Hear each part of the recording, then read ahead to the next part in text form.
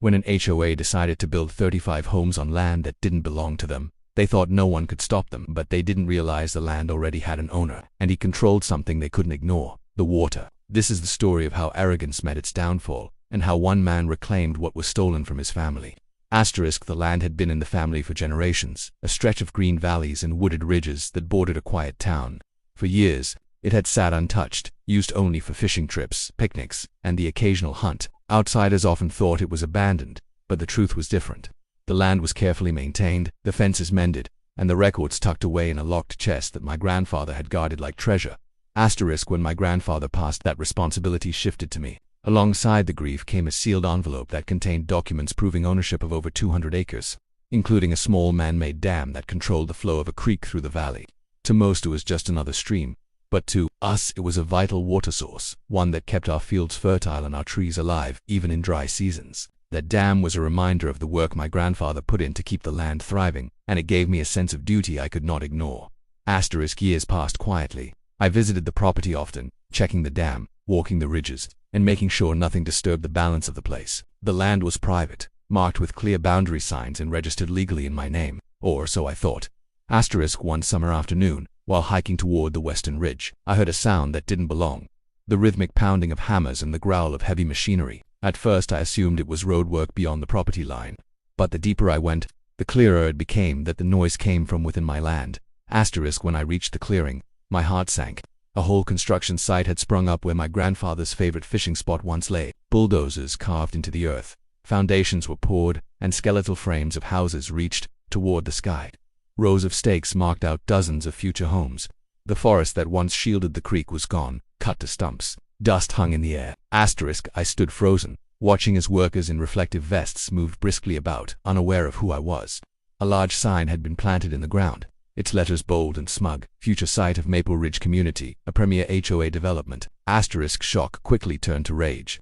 This wasn't just one or two houses, it was an entire neighborhood, 35 homes at least, already in progress. They had carved up my land as though it were theirs, as though the family history tied to it meant nothing. The creek, once steady and controlled by the dam, now ran shallow and polluted from construction runoff. I went back to my truck and began digging through the records I had stored carefully. Deeds, maps, surveys, all of it confirmed my ownership. There was no sale, no transfer, nothing that could have given these developers the right to be here. But as I asked around town, a different story surfaced. Apparently, the local HOA claimed that the land was public utility space that had been redesignated for development. They spoke as if the property had been theirs all along. Somehow, they had gotten permits and approvals, building under the guise of legality. The town council, eager for tax revenue, turned a blind eye. I tried to confront the HOA board. They brushed me off, treating me like a nuisance. To them, I was just one man standing in the way of progress, one voice against their growing community. They told me I was mistaken, that the land had no real ties, that my dam was obsolete. The arrogance in their tone burned me to the core. For a time, I considered lawyers. I considered fighting them through the courts. But the more I researched, the clearer it became. The HOA had played dirty, weaving permits, loopholes, and forged surveys into a convincing web. Winning a lawsuit would take years, and by then, the houses would be sold. The land stripped bare, the creek destroyed. That night, I sat by the dam, staring at the still water under the moonlight. The air was heavy with silence, broken only by the distant sound of hammers still echoing from the ridge. My grandfather's voice rang in my memory, the words he had once said when teaching me how to maintain the dam. This land only lives because of the water. Protect the water and the land will protect you. As I listened to the steady rush of the creek beneath the dam's gates, a thought rooted itself in my mind. The HOA had taken what was mine, building their empire on ground they didn't own, but their arrogance had blinded them to one simple truth: every single one of their homes depended on the land they had stolen, and I held the key to the water that fed it. I didn't act right away. Instead, I studied the blueprints of the dam, the flow of the creek, and the slope of the valley. The more I looked, the more I realized how fragile their development was. They had built without respect for the terrain, without understanding how easily the land could turn against them, and slowly I began to plan. The weeks that followed only deepened the wound. Each time I drove out to the property, more houses rose along the ridge. Wooden frames turned to finished walls, rooftops spread in neat rows, and sidewalks stretched where deer trails used to wind. What once had been a secluded valley now looked like the beginnings of a bustling suburb. The HOA wasted no time establishing its presence. A gleaming entrance sign appeared at the edge of my land, complete with decorative stone pillars and neatly arranged flower beds. Flags bearing the community's logo fluttered proudly as if they owned the world beneath them. To passers-by it looked like progress, a new neighborhood bringing life and money into the area. But to me, it was theft dressed up in landscaping. I attempted civility first. Letters were sent to the HOA board, each one ignored. Certified notices to the developers went unanswered. When I showed up at their office in person, they treated me as if I were delusional. The president of the HOA, a woman with a sharp smile and a colder tone, dismissed me outright, insisting their permits were valid and my claims were baseless. It was clear they thought of me as an obstacle to bulldoze rather than a rightful owner. Their arrogance was staggering. They spoke of community growth and modern development as if those words excused the fact they had trampled over generations of ownership. The dam, they said, was an outdated relic. The creek, in their eyes, was nothing more than a drainage ditch for their storm runoff. I hired a surveyor to confirm what I already knew. After days of careful measurement and comparison with old records, the results were undeniable. The land was mine, every acre of it. The HOA had no legal claim to the property, only forged paperwork and rubber-stamped approvals from officials too eager for a paycheck. But the reality was, simple legal or not, they had already built 35 homes. Families had begun to move in, setting up furniture, planting gardens, and parking shiny SUVs in their driveways. That was their greatest arrogance of all. They believed that because they had built, the land was theirs. They assumed permanence in what was fragile. They treated my family's creek like a convenience rather than the lifeblood of the valley. And in doing so, they placed everything they had on the mercy of water they did not control. I visited the dam more frequently. Each time I stood on its concrete edge, I studied the water pressing against the gates. The reservoir had swelled. From summer rains, its surface calm and deceptively still. I knew what the dam could unleash if I opened the floodgates fully. The creek would surge, filling its banks, carving through the valley, and sweeping straight into the hollow where those new homes stood. For now, I did nothing but watch. The workers, oblivious, carried on. They paved roads, laid sod, and put the finishing touches on houses that gleamed like trophies. Children's laughter echoed faintly as families explored their new neighborhood, proud of the houses that had been stolen from me brick by brick. At night, porch lights glittered across the ridge, mocking me from the shadows. I began to notice cracks in their careful facade. Homeowners complained of damp basements and soggy yards. The runoff from construction had disrupted the soil, leaving patches unstable. They blamed faulty drainage, never realizing they had tampered with the natural balance of land that had once been carefully managed by the dam. I could see the signs of what was coming, but they ignored them. The HOA dismissed every concern. With a wave of the hand, they promised upgrades and repairs, never admitting that the entire foundation of their community was flawed. Each visit made the decision clearer in my mind. This was not about revenge for its own sake. This was about restoring what was mine, about reminding those who had taken my land that arrogance has consequences. I did not need the courts. I did not need endless hearings and paperwork. I held in my hands something more powerful than any lawsuit: control of the water. And yet, I hesitated. Families now lived in those homes, unaware of the lies that had birthed their community. They were not the ones who had stolen from me. It was the HOA board and the developers. But the truth was harsh. They had all built their lives on theft. And when you build on stolen land, you accept the risks that come with it. One evening, as I stood by the dam, thunder rumbled across the sky. Heavy rain began to fall, each drop feeding the reservoir that already pressed against the gates. I looked down at the control wheel, my hand resting on its rusted surface. The decision was no longer a question of if, but when. The HOA had pushed me into a corner, leaving me with only one way to be heard. And soon, they would learn what it meant to build on land that was never theirs. The rain did not stop. What had begun as scattered storms grew into a week of relentless downpours. Day after day, the clouds emptied themselves over the valley, and the reservoir behind the dam swelled higher than I had ever seen. The pressure against the gates deepened, the sound of rushing water growing stronger each night.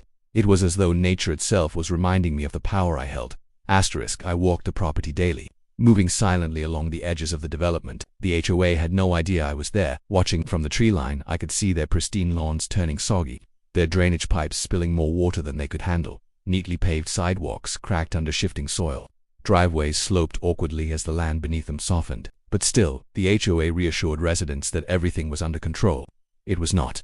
The new homeowners voiced their concerns on neighborhood forums and at HOA meetings. They spoke of foul-smelling water in their basements, of yards that flooded after even a modest rain. Some whispered about the old dam they had noticed in the distance, wondering aloud if it posed a threat. But the HOA dismissed these worries quickly. silencing dissent with promises of landscaping improvements and temporary pumps. Their arrogance blinded them to the truth. They had built their empire at the mercy of a structure they did not own and could not control. I knew it was only a matter of time before the pressure reached its limit. I could already see faint cracks in the spillway walls, the concrete groaning with the force of the water pressing against it. But the dam was strong, built with my grandfather's care, and it would hold as long as I chose. The choice was mine, alone.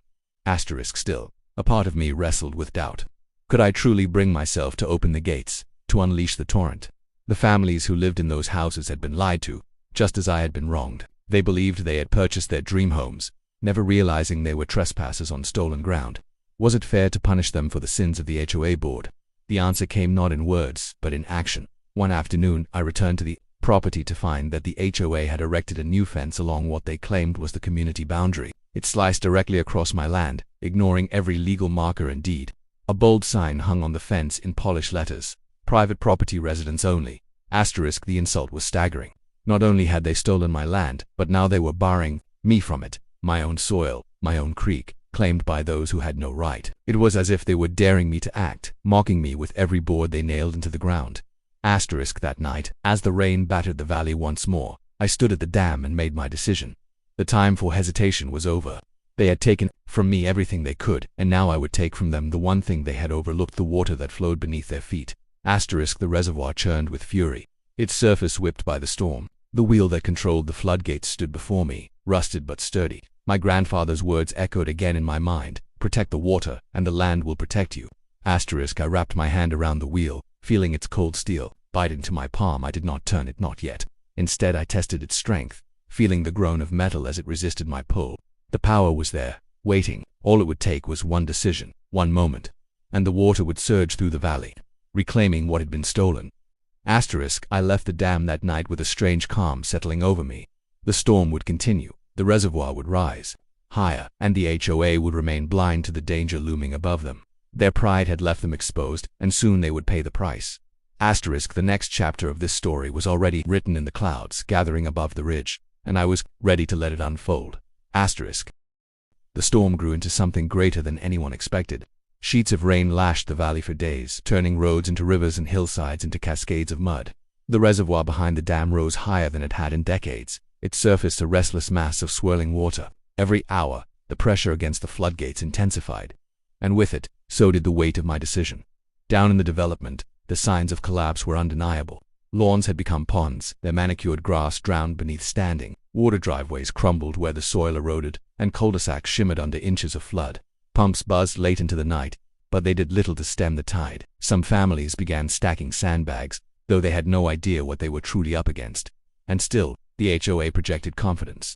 The board members dismissed concerns with rehearsed smiles, claiming the drainage system was working as intended. They waved away warnings from homeowners, assuring them that the water would recede as soon as the weather cleared. Behind their bravado, however, cracks showed. Their meetings grew tense, their voices rose. I could see it from the shadows when I watched them gather in the half-finished clubhouse, bickering while the storm raged outside. They were desperate, but too proud to admit it. I, meanwhile, returned to the dam each night, checking the gates, walking the concrete spillway, and listening to the thunder that rolled through the valley. The structure held strong, but it trembled faintly under the force it contained. I knew the water wanted release. I could almost hear it pressing, clawing, begging for freedom. The decision no longer felt like mine alone, it felt inevitable. One evening, I caught sight of something that sealed my resolve. The HOA had begun construction on yet another phase of homes, pushing even deeper into my land despite the flooding all around them. Heavy equipment sat in the mud, sinking slowly, while survey stakes dotted a patch of ground dangerously close to the creek. It was arrogance in its purest form, a refusal to see what was right in front of them. They had stolen, built, and now they intended to steal more. I realized then that they would never stop, not until I forced them to. The rain reached a peak that night. Lightning split the sky, illuminating the ridge where their homes stood like fragile lanterns in the dark. The creek below surged angrily, its waters already spilling over into backyards. Yet still, it was nothing compared to what I held behind the dam. I stood once again at the control wheel. The storm soaked me to the bone, but I did not move. My hand rested on the steel, my heart steady. For weeks I had wrestled with doubt, with hesitation, with the morality of what I was about to do. But now, watching their houses shimmer under the lightning, hearing the roar of water behind me, I knew the time for restraint was over. The HOA had ignored the land. They had ignored the water. They had ignored me. Now they would listen, I leaned into the wheel, muscles straining against its rusted weight. It groaned in protest before finally turning, just slightly enough for the gates to creak open. A deep guttural rumble rose from the dam as the first surge of water broke free, rushing down into the valley below. The creek swelled instantly, doubling in size, its current ripping with newfound fury. I stopped before opening it fully. This was not yet the final blow. This was a warning, a taste of what I could unleash. By morning, the neighborhood awoke to chaos. The lower homes near the creek were surrounded by water. Their lawns vanished, their basements drowned. Cars sat half-submerged in driveways. The HOA scrambled to control the narrative, blaming unusual rainfall and temporary drainage failures. But whispers began to spread among residents, whispers about the dam, about the man who owned the land they lived on, about the possibility that this flood was not an accident. For the first time, the HOA was afraid, and for the first time they knew I held the power. But fear alone was not enough. The storm had not yet ended, and neither had I. The warning surge had shaken them. For the first time, the HOA no longer spoke with certainty. Their polished tones cracked under the pressure of angry homeowners demanding answers. Families begged for solutions as water seeped into their homes. Trucks carrying pumps and sandbags rolled into the neighborhood. But the effort was too little, too late. The creek had become a raging river, and it showed no signs of shrinking. I watched from the ridge as chaos unfolded. Children were carried through knee-deep water by frantic parents.